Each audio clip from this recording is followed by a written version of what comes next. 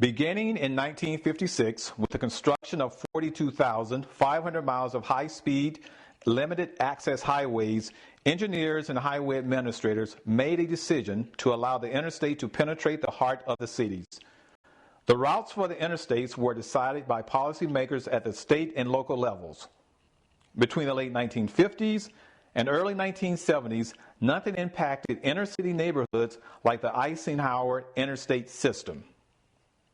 Quote, "No federal venture spent more funds in urban areas and returned fewer dividends to central cities than the National Highway Program." End of quote. Mark I. Geffen, historian. The interstate that was developed when I was at Tuskegee, somewhere around between 1964 and 65, choked this business community together. If you notice, when they constructed I-85 and I-65, there's no on or off ramp leading into this neighborhood, so that the businesses that once lived here began to dry up. The people who once had homes on Stone Street, if you look around, you see those homes are no longer in existence.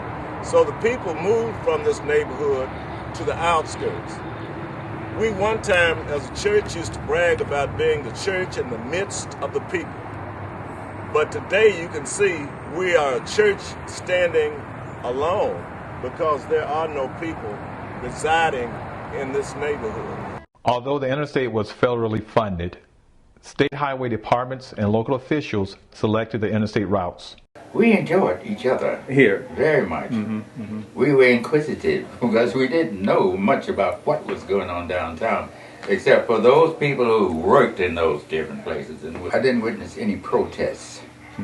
I didn't witness any outward objection. But I could see the problem that it created, because it just tore up the community, really. Off the top of my head, I'll say there were at least 20 businesses in this 2-block area, at least 20. I'm talking from Rosa Parks now, Cleveland Avenue, to Oak Street. The fond memories, since I've been living here on Cobb Street, I can remember Mobile Street had plenty of business up and down Mobile Street. And the best part, we were surrounded by a grocery store, which was Big Exotic. It was walking distance. And we had a lot of homes that was on the street during that period of time. And now you look around, all of the homes have been demolished. And I would like to see this area be rebuilt. I felt very safe. We had good neighbors, and we was the type of neighbors that looked out for one another.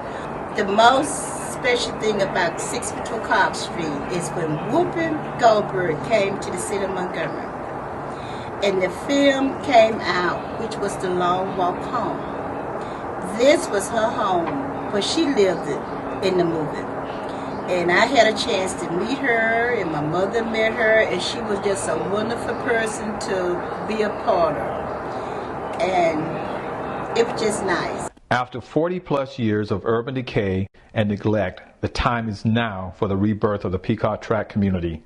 Success, to me, success for the residents of the community will be to have new residents move in that have the same vision of wanting a safe and secure and positive environment, and that are going to invest in the properties and rehabilitate them back to their original beautiful historic look. And I think also they would like to see services in the area as they had back in the day, where they could be right here in their commercial strip, where they could go walk down the street and be able to get what they need. I think that would also be very important for the vibrancy of the area, because right now we have a commercial area that is vacant and is, as I said, primed for new investment, because we have removed crime, we have removed blight, we do have positive partners in the strategic plan.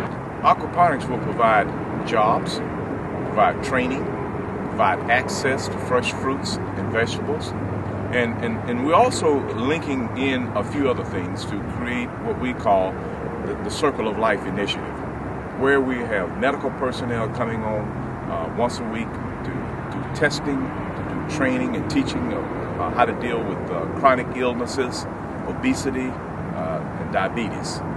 And the final part about this whole Circle of Life initiative is that we're going to teach people how to cook healthy, how to take the foods that are grown here and produce a healthy meal.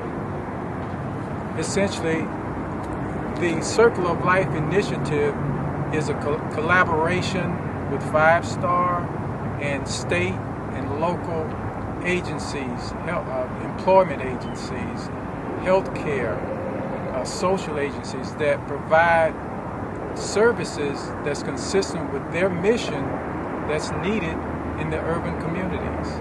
A lot of research and planning went into the Circle of Life initiative so that it could be a duplicatable system or model in urban areas all over the country. As we look at this community, we recognize there's a lot that needs to be done. But this is the starting point. With a market across the street and the aquaponics initiative here, we intend to create a buzz, create jobs in the first phase. We intend to go further in the community with the restoration of 5 additional buildings and new construction. That will be phase 2 and 3. Phase 3 being on demand. But the intent is to restore the commercial viability of the community and to turn this entire community into a work, play, and stay community.